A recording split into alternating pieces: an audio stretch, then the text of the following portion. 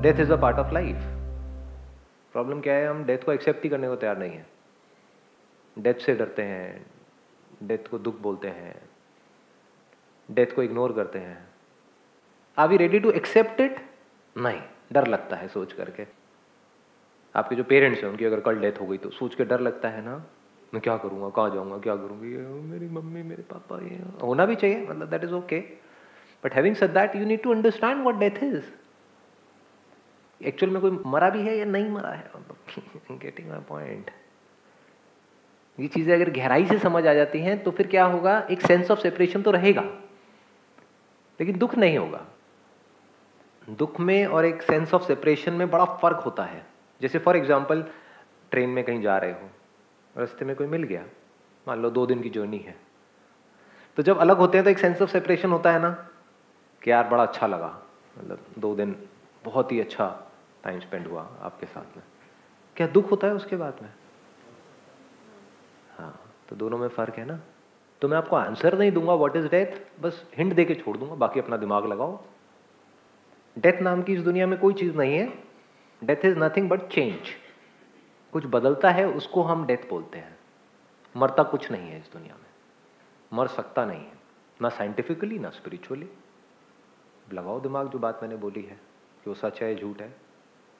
पानी को उबाल देते हैं, क्या पानी मर जाता है? पर पानी दिखना बंद हो गया, मर गया ना पानी।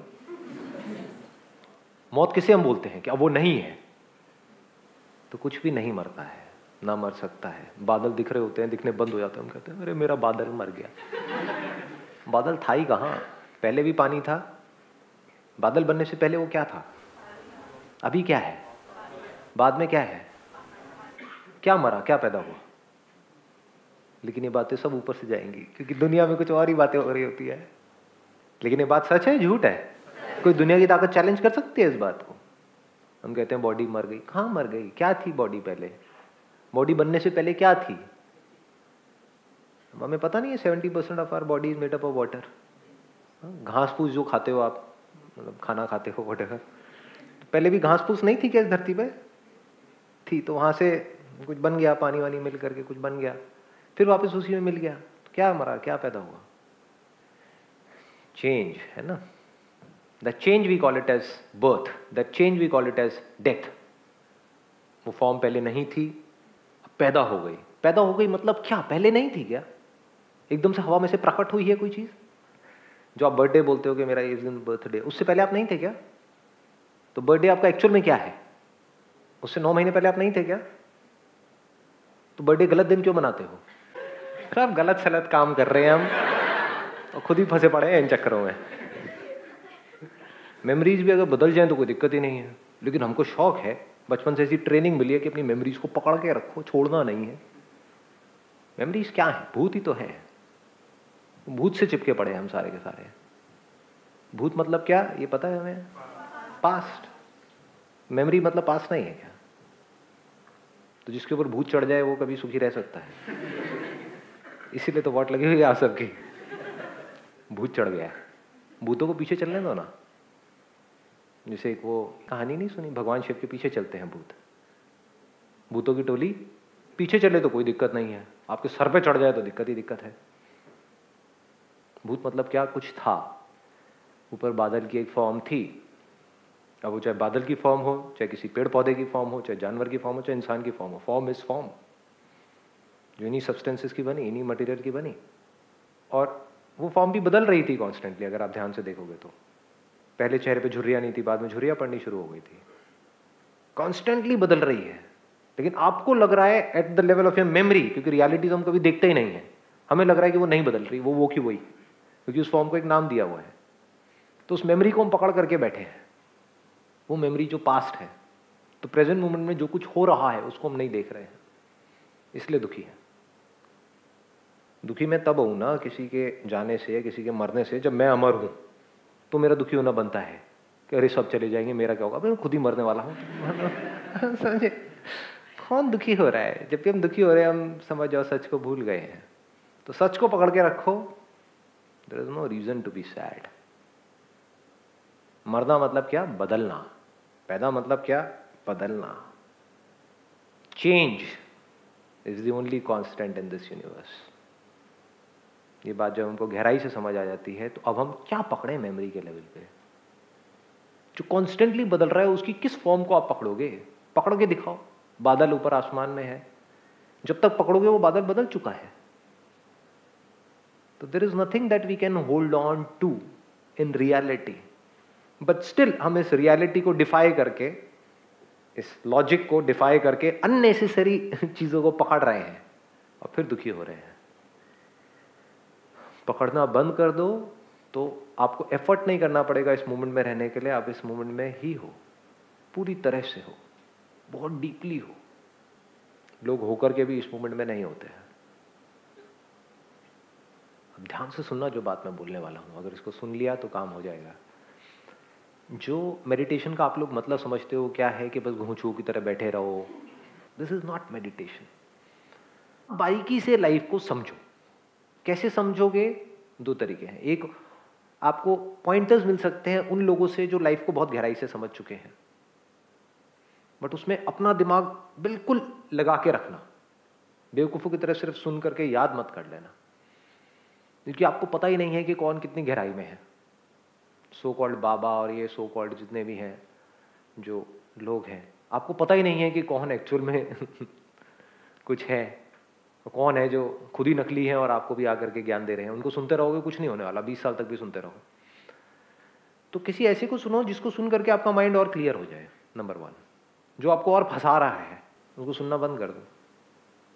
कौन फंसा रहा है? अब आप आंख बंद करके ये सोच सकते हैं कि अब जो आपकी आत्मा है वो शांत हो रही है। अब आत्मा शांत होने का मतलब होता है मर गया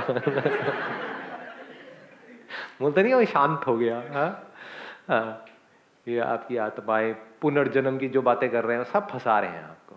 पिछला जन्म, अगला जन्म, ये करना है, वो करना है, जो भी ये करने की बातें कर रहे हैं कि ये इस तरह की मेडिटेशन करो, ये होगा वो होगा। कुछ नहीं होगा, इन घोचू होगा। जा करके देख लो। लोग 10-10, 20-20 साल से लगे हैं, कपड़े बदल देते हैं, अभी रंग बिरंगे पहन रहे होते हैं, बाद में कोई एक रंग के कपड़े पहनने लग जाते हैं। होता आता कुछ नहीं है।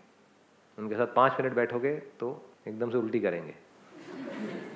अरे क्या करें? वही सवाल एग्जैक्ट जो आपका है, मेरा माइंड स्टेबल नहीं रहता। अबे तो 20 साल तक किया क्या तूने? तो व्हाट इज मेडिटेशन? उसको ध्यान से समझो। माइंड को पहले इस मोमेंट में आप लेकर के आए। कितनी देर लगी आने में? 1 मिनट, 2 मिनट, 5 मिनट, आ गया माइंड इस मोमेंट में। Now you don't have to put in effort to keep your mind in this moment. आप समझ गए? अननेसेसरी एफर्ट करोगे तो और कॉम्प्लिकेटेड होता चला। माइंड आ गया, आप ठंडे दिमाग से समझो, सुनो, और सुन सुन करके धीरे धीरे आपकी ब्रेन ऐसी हो जाएगी कि अब आप खुद चीजों को देख सकते हो। अब आपको सुनने वनने की जरूरत नहीं है किसी को भी। Then you will be able to see things absolutely clearly. और जैसे जैसे आपकी समझ गहरी होती चली जाएगी तो जितने भी तरह के डर हैं हमारे अंदर से वो निकल जाएंगे।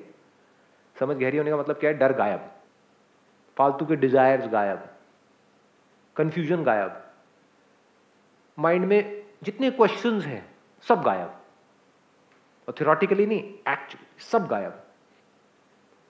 जब ये हो जाएगा, अब आपको इस मोमेंट में रहने के लिए किसी मेडिटेशन की जरूरत नहीं है।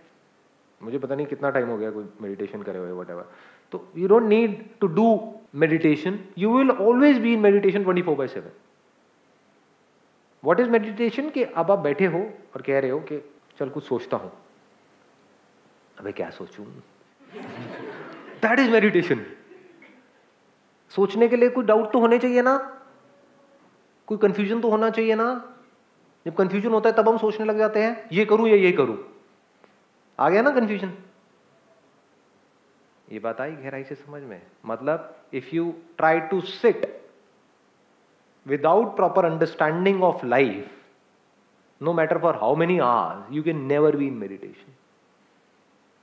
कंफ्यूजन तो है ना, कंफ्यूजन है तो थॉट्स भी है ना, डर है ना खुद के मरने का या औरों के मरने का, वो है तो थॉट्स भी है ना, पास्ट से चिपके पड़े हैं ना, वो चिपके पड़े हैं तो थॉट्स भी है ना, फ्यूचर से रिलेटेड बहुत सारी उम्मीदें हैं ना, बहुत सारे डिजायर्स है ना।